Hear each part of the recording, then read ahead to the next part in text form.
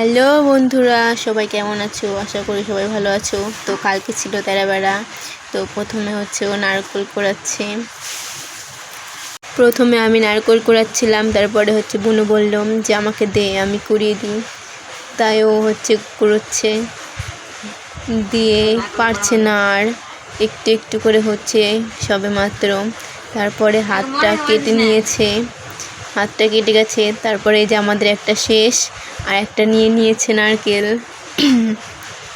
তারপরে এই যে আমি সব শাক সবজি নিয়ে বসেছি, কারণ আজকে হচ্ছে 13 শাক খাওয়ার নিয়ম। তো আমাদের অনেকগুলো শাক হয়ে গেছে, 15 রকমের হয়ে গেছে 13টা বাদ দিয়ে। তো সবাই ভাবছে যে আমি হয়তো বিক্রি করব শাকগুলো। তো এই তো আমাদের তাল, এই তাল দিয়ে হবে বড়া। খেলে চলে আসো। তারপরে এই যে নারকেলগুলো সব মেখে দিচ্ছে চিনি দিয়ে, তারপরে যে তাল গোলানো, তারপরে কলাগুলো ছুলে নিয়েছে, এবার কলাগুলো মাখবে। তারপরে এগুলো কি জানি, এগুলো কি। তারপরে এই যে আমাদের তালের বড়া, এই যে এতগুলো বড়া ভাজা হয়ে গেছে আমাদের।